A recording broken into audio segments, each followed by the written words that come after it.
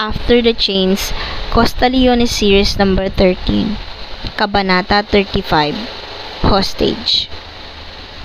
I wanted to protest and tell him that I am not coming to his condo unit.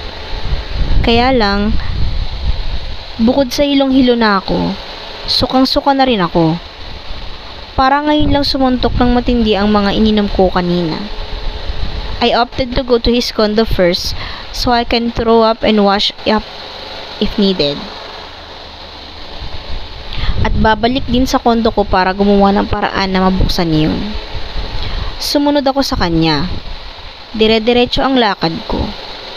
He was too busy watching me though. Tila ba aalis ako kung bibitiw siya ng tingin. We entered his penthouse. It was huge, and the interiors were as expected of a billionaire bachelor. Imbis na igala ang mga mata ko roon, umikot lang iyon dahil sa umaalon na paningin. Napahawak ako sa sentido at napapikit sa pag-asang aayos iyon. "Where's your bathroom?" I asked. "Upstairs. Here," he said as he guided me. Hindi na ako nagprotesta dahil gusto ko na lang talagang pumunta sa banyo. Iginiya niya naman ako sa banyo at nang nakapasok na, mas lalo lang tumindi ang kagustuhan kong magsuka. I went straight to the bathroom to throw up.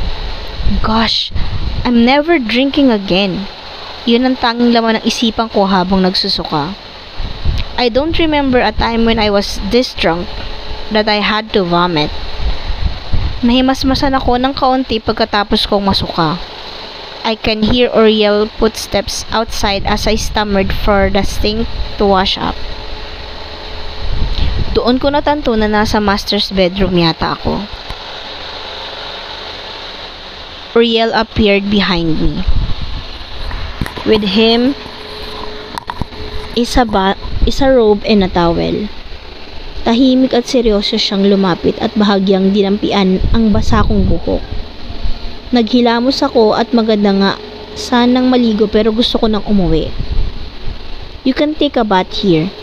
I'll prepare your clothes," he said. "Uuwi ako. Hindi ka uuwi, Luciana." Iritado ko siyang nilingon. He looked at me with a solid and hardened expression. Hindi.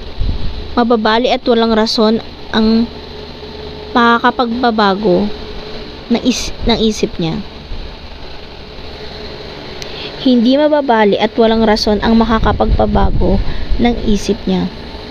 "Great. And what? Sleep here with you? We both know we can't sleep peacefully on the same place, Oriel." "I'll sleep in the guest room," mataman niyang sinabi. Nagtagal ang tingin ko sa kanya. "You went out drinking with Simon Samaniego?" he asked casually.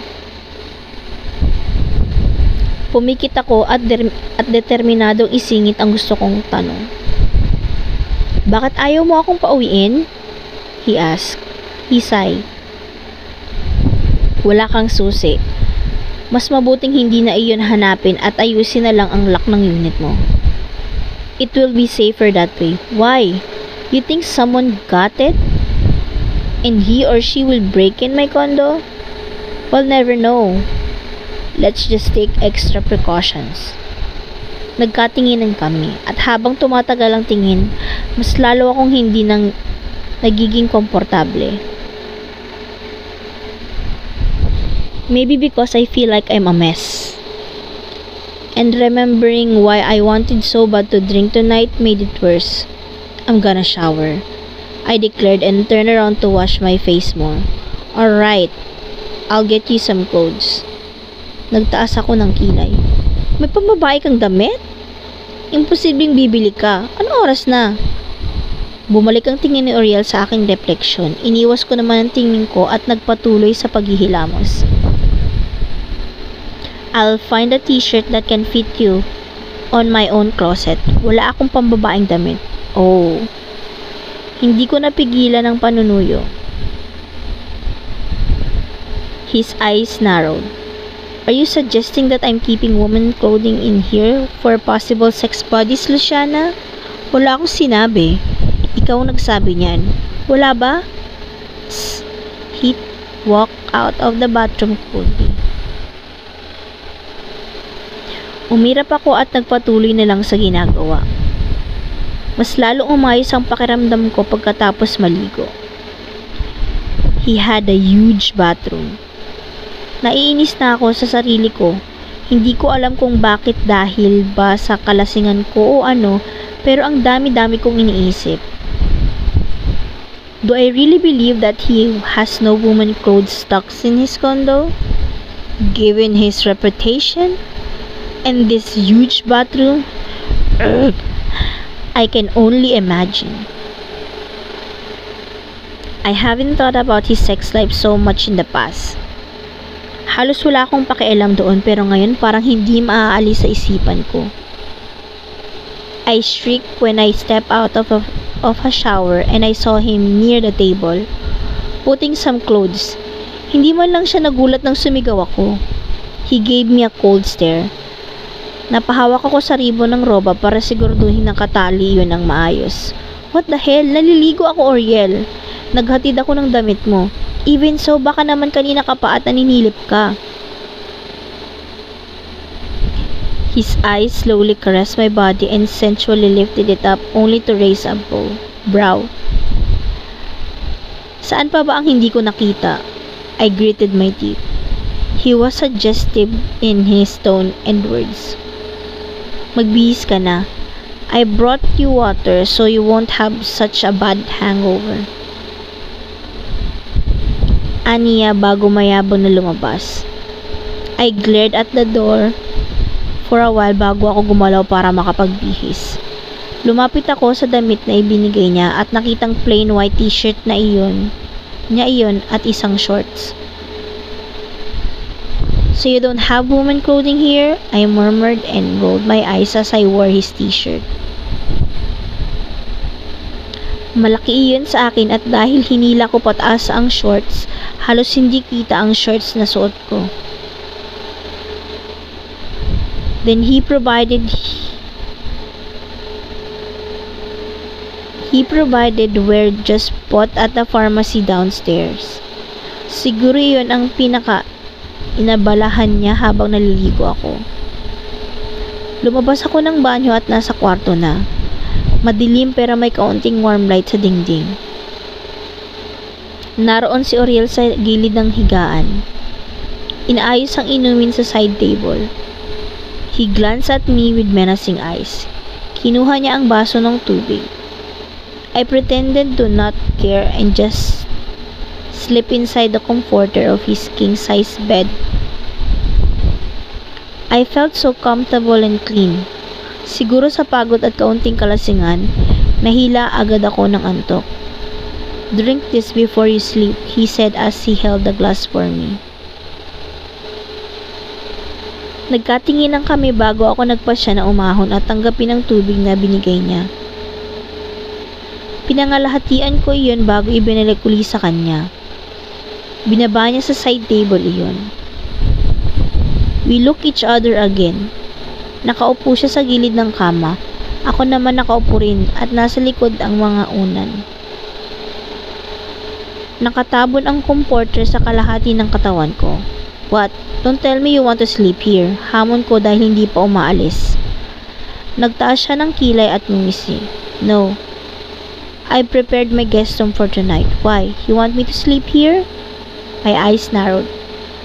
If I wanted to, why would I be pushing you for our annulment? I want to. But I'm still all for our annulment. He smirked. Umirap ako. Ngumisi siya. Hindi ko na alam anong gagawin ko sa kanya. Finish this. He commanded and gave me the other half of water. Magpoprotesta sana ako pero inunahan niya ako. You'll get a headache tomorrow if you won't hydrate yourself tonight. Tama naman siya. Kaya inubos ko ang tubig sa baso at binalik uli sa kanya iyon. Nilapag niya pabalik sa lamesa. Anong pinag-uusapan niyo ng boyfriend mo? He asked. The warm light is illuminating determination in his eyes. I rolled my eyes and smirked. Kaya ba nagtatagal siya dahil may mga tanong pa siyang hindi nasasagot? Nothing. You got back together? Agap niya. Lalo akong ngumisi. Dapat pareho na tayong hindi concerned sa mga relationship ng isa't isa, Oriel. Kanina sa basement, sinabi mong pakakasal ako kay Grace Tenko. Did you drink because you think I'm marrying her? Halos mabilaukan ako sa direksahang tanong niya. Ang kapal ng mukha ng unggoy na to I can't. Can't I drink because I want to have a good time? Really? When was the last time you got this drunk? Ang kapal din ng mukha mong isipin na nagsiselos ako sa inyo ng Grace Tenko. Kung magpapakasal na kayo, invite me na lang. I'll give you a grand gift. From your ex-wife and I won't miss a royal wedding, he smirked. You won't be invited. She won't like it. Nabitin sa ere ang ngisi ko habang tinitignan siyang nanunuya sa akin. O sige, ipapadala ko na lang ang gift ko. Kailan ba? Hindi siya sumagot. Hurry up our papers and stop it with the ridiculous sessions. Kailan ang kasal nyo? Seryoso kong tanong. Where are you getting these ideas anyway? Nagtaas ako ng kilay. Anong ideas? Umamin ka na. Kailan?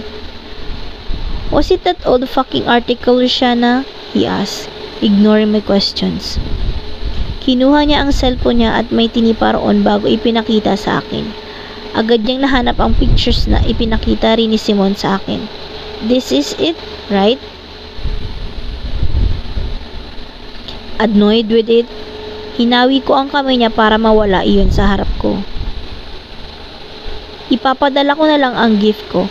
This is an old article before we even met, Anya. Natigilan ako at nagtaas ng kilay. Don't fool me, Oriel. He smirked.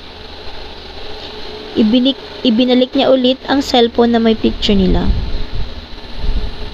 You just said that you won't invite me to your wedding. I was just kidding. Look at this picture. You really think I'd show up in a party with her? Mali ko sa'yo, wala na naman tayo You can always choose to be in a new relationship. But I wasn't. Then why the article? I said it's old. Ibinalik lang ngayon dahil sa dami ng chismis tungkol sa atin. You really think that I'd go with her in a royal party again? Why not? Kung nagawa mo noon, bakit hindi ngayon? I did that before we met. At para iyon sa negosyo. Don't fool me. Ipinakita niya muli sa akin ang picture. This time, he zoomed on his couplings. See? See what? Idiot. I rolled my eyes. I always use your couplings whenever I wear suits. Wala dito dahil hindi pa kita kilala noong mga panahong to. Hindi ako nakapagsalita. I only glared at him. He then searched for his more recent pics. Look at this, he said on his lone pictures with the cheap cufflinks that I got him. Bigla akong nakaramdam ng hiya na mumurahin iyon. Bumalik yung naramdaman ko dati. I use it in all these events. Mula nang natanggap ko yan sa'yo. Nanuyo lang lalo ang lalamunan ko nang nakita nga iyon sa halos lahat ng pictures na bago. Pati pa ang isang feature article sa isang magazine. Suot niya rin ang mumurahing iyon. Naalala ko rin na kahit sa opisina, iyon nga ang suot niya. And can't you see the difference? I'm hotter these days than in the past. Yabang, I murmured. He chuckled. Siyempre, takot ipagpalit, kaya dapat mas gwapo. I'm trying to get more and more mad at him, but he makes it so hard for me. Gusto kong umisi pero pinigilan ko ang sarili ko. Sumimangot ako. Stop being jealous with. I'm not jealous, giit ko. He raised his brow and leaned closer. Oh, right. Ako nga pala ang seloso dito, di ba? Hindi ako makatingin sa kanya ng seryoso kaya sinamangutan ko na lang. Stop seducing me. He chuckled. I'm not. Are you seduced? Very funny, Uriel. Alam nating dalawa kung bakit nandito ka pa. What? Humagalpak siya sa tawa. I'm still here because I want to know what you're up to with Simon now. Pwede ba? Wala. Nagkausap lang kami tungkol sa negosyo at iyon lang. Nagkabaligan kayo. Oh. You think that if I made up with him, I wanted him? I'd come home tonight? Tinikom niya ang bibig niya at nagseryoso. He looked offended by what I just said. Right. You were an aggressive girlfriend then. Stop talking about our past, Uriel. O baka naman you are seducing me right now. If I were, you'd be naked by now. Napakurap-kurap ako sa gulat. He smirked. I leave you now before I get you naked. He whispered and stood. Ang kapal na mukha mo ah. Protesta ko habang may kinukuha siya sa drawer ng side table. It was dark and the paper bag was black. Kung hindi lang pamilyar sa akin iyon, hindi ko malalaman kung ano iyon. What's that? Even when I kinda know what is it, sleep Luciana, you're still drunk. You're keeping my sex toys here? Napalakas ang pagkakasabi ko. Isay. Where do you want me to keep it? Ano? May dinadala ka rito at ginagamit mo yan sa kanila? Binaliwala ko ang tanong niya. His eyes widened and he gave out a bark of laughter. Anong ginagamit sa kanila? Where do you want me to keep it? On the trunk of my car? Well, why are you keeping it here on your bedside table? Dahil wala akong ibang paglalagyan. For easy access when you bring home a fuck buddy. Tigon. Wala pang nakakapuntang ibang babae rito, Luciana. You're still drunk. You better sleep. And why are you removing that from here? Ngumuso siya at ayaw nang sumagot. Naisip ko tuloy kung bakit. You think I'd use it? You don't know. Hibit niya ng balikat. You're drunk. Paalis na siya ngayon at dahil malayo. Binato ko na lang ng unan. He picked it up and put it on the edge of the bed. Good night, I love you, he said as I tried to get another pillow to throw at him.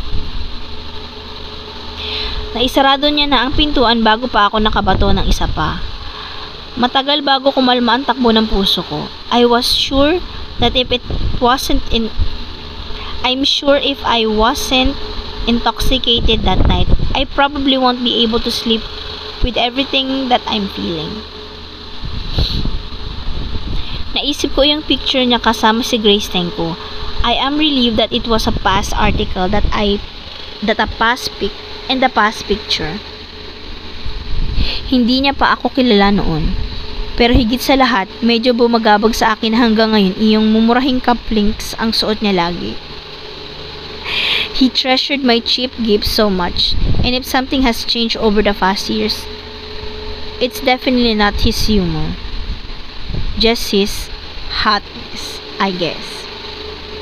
Dati pa naman siyang gwapo, pero bakit parang habang tumatagal, pakiramdam ko ang laki-laki ng pinapakawalan ko. Oh no. I should sleep before I get swallowed by my dirty thoughts about him.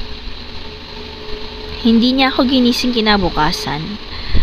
Mag-isa akong bumaba galing sa kanyang kwarto. I can smell breakfast even from the second floor, and I can hear Uriel's baritone. I want her room door's lock changed, not just the main door, Anya. Malaki ang penthouse niya, at ngayong maliwanag na, mas nakita ko ang simple pero eleganteng mga muebles. Almost all were simple and clean, and his decors were geometric shapes which added to the bachelor feel of the whole condo. Sumungaw ako sa kitchen at nakita ko siyang nagkakape habang may kausap sa cellphone. Even her bathroom, yes. I want her balcony and windows checked too. Nahagip niya ang tingin ko dahilan kung bakit humina ang boses niya. Lumapit ako at nakita ko na ang French toast at iba pang pagkain sa countertop. Iyon ang naaamoy ko kanina pa. Without waiting for him to say anything, I sat on the high chair and put the toast on my mouth. "Good morning," he said and smiled coolly as he put his phone down. "Morning. Did you sleep well?" "Maayos naman. Ako, hindi masyado." Then he smirked meaningfully. I smiled at him sarcastically. "Kaiisip mo yan na gagamitin ko yung mga sex toys?" He chuckled and sat on the high chair. Ngayon pa lang din yata siya kakain ng breakfast. "Pinapaayos ko na ang mga pintuan mo." "I heard that. Sinama mo pati ang mga kwarto ko?" We need to make sure." My eyes narrowed. I want to protest again, but I remember last night. That was a weird incident. Maybe you're thinking I left it with Simon. At takot ka nagapangin niya ako nang hindi mo nalalaman? Nagtaas siya ng kilay sa akin. "I didn't think about that, but thanks. That could pass as a reason too." Bumuntong hininga ako at umiling. Nagpatuloy sa pagkain. "Kung matatagalan pa ang pag-aayos, you can sleep here for tonight." How inefficient your workers are, Uriel. Nasa construction field ka, aabuti ng ilang araw ang pagbabago ng mga locks. He chuckled. I only offered. Umiling ako. I can't believe him. His eyes went to my chest part before he continued talking.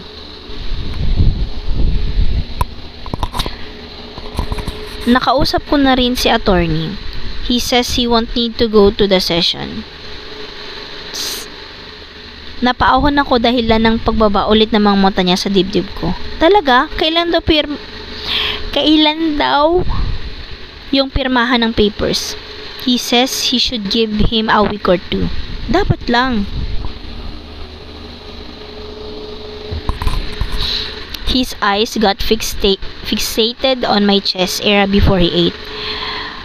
Mabilis kong tinabunan at tinitignan niya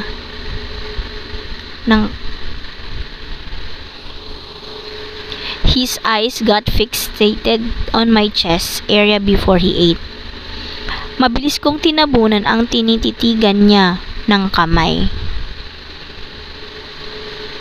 You thirsty pervert, I hissed. I just like watching you wear my t-shirt, Luciana. He smiled sarcastically at him. He smirked too. Bahala ka kung anong iniisip mo. We should sign the annulment paper as soon as possible. Agreed. Naningkit ang mga mata ko. Kahit sinasabi niya na ganoon, bakit parang hindi ako kumbinsido? You really think that I'm that desperate to stop you from signing that, Luciana?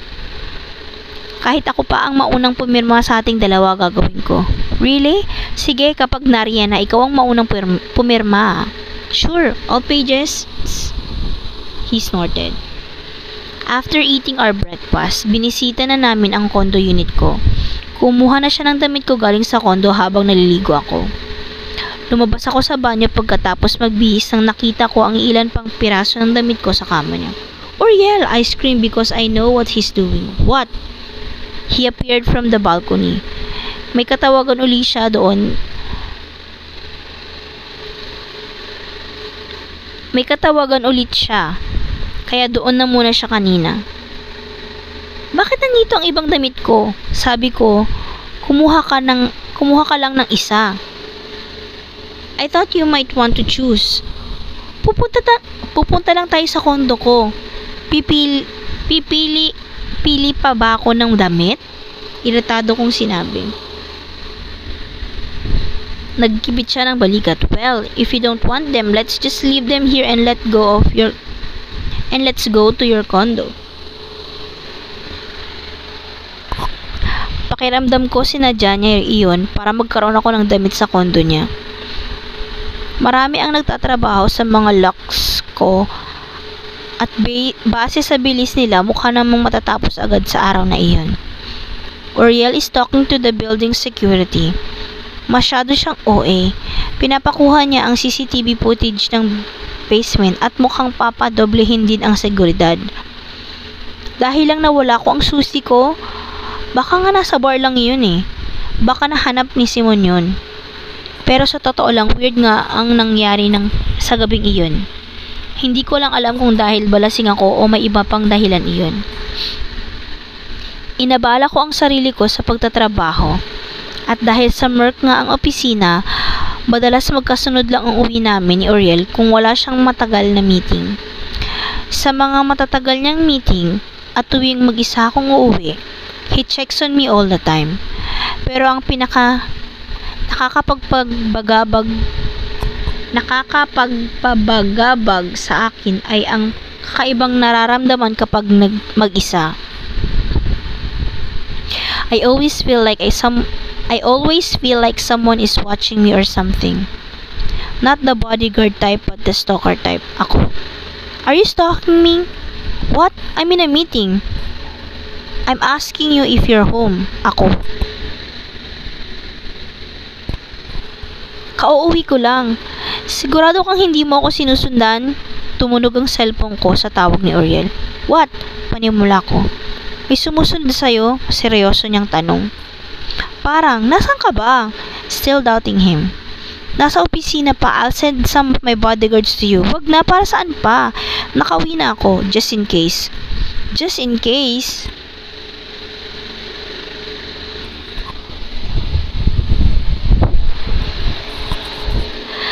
Napabago mo na ang locks ko. Kung may gagapang man ng gabing irit, kung may gagapang man ng gabi rito, ikaw yon dahil ikaw lang naman ang may spare key ko. I'm not kidding, Luciana. Bababa muna ako. Kakain lang. I'll fucking send you your dinner. Don't go out, he commanded. Ganoon lagi kapag hindi kami sabay umuwi. I think he is just overreacting dahil lang nawala ang susi ko. Pero noong unang gabi na umalis nga ako para bumili ng pagkain, I got a weird feeling. Or maybe Oriel was transferred some bits of his paranoia on me. Parang na may nakasunod sa akin lagi. I told you, I'll have your dinner delivered. Malamig niyang sinabi. Nag-aabang na siya sa lobby ng kondo at hinihingal na ako sa bilis ng lakad dahil sa kaba. Gutom na ako. Mabilis naman ang delivery, iritado niyang sinabi.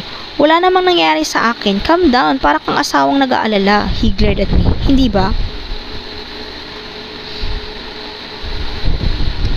Umiling ako at sabay na kaming pumasok sa elevator. Nilunod ko ang sarili ko sa trabaho dahil naging busy na nga ang kumpanya. Magsisimula na ang ibang projects at para masigurado na hindi papalpak, gusto kong personal na bumisita nasa quarry sa Romblon. Maipadala ko na ang iilang tauhan doon at pasado naman sa inspection.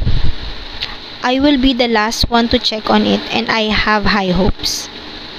Hindi nga lang ako agad makaalis dahil sa pangako ni Attorney Silvano na pipirma na kami ni Oriel by the end of the week. While the day is looming near, the time was really slow at pakiramdam ko tuloy hindi na ako sigurado kung talagang napag-isipan ko na to dahil busy ako sa negosyo. Anong napag-isipan? Hindi ko naman dapat ng pag-isipan to. Talagang ito ang desisyon namin dahil totoo namang hindi talaga kami nagpakasal. No need to think so much about it because it's true, Oriel. The papers are ready. We'll sign them tomorrow. Paulit-ulit kong binasa iyon. I smiled. Finally. But in the end, it faded. It was the right thing to do. This marriage is a fraud. Ako. Afternoon, I have a meeting in the morning. Oriel. Alright. Umaga ng Biyernes, nagmamadali ako papuntang office para sa isang client meeting. But I really can't shake some things off. Someone is watching me and it isn't Oriel. Lalo na nang papunta ako sa trabaho, may isang sasakyan na sunod ng sunod sa akin. I even went out of my way to drive on a different street to lose the car, but it found a way around it. Kabado akong bumaba sa basement. Sa ilang beses na itong nangyari mula noong nalasing ako, pakiramdam ko hindi na biro ito. Someone is stalking me. Someone is watching my move. I was scared to acknowledge that this might be something related to my past. Nasa opisina na ako at pinapakalma ang sarili. Maaga ako kumpara sa ibang empleyado at bawat pumapasok para akong atakihin sa puso. Iniisip ko kung sino man ang sumusunod sa akin, masusundan nila ako rito. Who could it be? If it is related to my past, then it is... May barilan sa baba! Isa sa kadarating na empleyado ang nagsabi. My eyes widened and I realized what was happening. Ang mga bagong dating ay nagpapanik din at ang ilan sa kanila ay bumaba na dahil sa pagiging kuryoso. I was curious and scared at the same time. Wala sa sarili akong bumaba kasama ang ibang empleyado. Nagbabaan din ang ibang Merck employees at mukhang alerto ang seguridad. Hostage taking yata, I heard someone say. Hindi na kami makababa sa unang palapag. Takot din naman ako, somehow guns and bloods are too familiar for me and it awakens past traumas I always wanted to forget. I was on the second floor. Kita galing doon ang unang palapag na walang tao. Nagkakagulo sa labas at dahil salamin ang dingding ng una at pangalawang palapag, natatanaw namin ang nangyayari. When I got there, I saw with my own eyes what was happening. It was Uriel with his usual corporate suit. He's carrying a woman who looked frail and weak. Hindi kita ang mukha dahil masyadong malapit at nakatalikod sila. He was carrying the woman in such a fashion that's only seen in romance tales. I was uncomfortable. His long legs walked towards an ambulance and the near police cars. Yan ba ang hostage? Tanong ng ibang empleyado. Kapit na kapit ang babae na karga ni Uriel. At nang lumiwanag ng kaunti at nahawi ang sabog na buhok, parang namukhaan ko iyon. The woman in his arms suddenly rose and put her hands around Uriel's neck for a kiss. Iba-iba ang reaksyon ng nanonood. Ang ibang iniisip na hostage yon. Naiisip nilang sweetie yon at parang hero si Uriel na sinagip ang babae. May kinilig, may ibang hindi nagustuhan at ako, hindi ko na pinanood. There was a second kiss probably because they cheered more. Maganda, someone praised the woman. I gritted my teeth. Ang kaharap ko ngayon ay ang malaking chandelier sa tanggapan ng unang palapag na lang. Kanina pa ako tumigil sa panonood sa nangyayari sa labas. At kung mananatili ako rito kasama ang mga empleyadong sinasabi ang mga pangyayari, lalo lang sasama ang pakiramdam ko kaya umalis ako.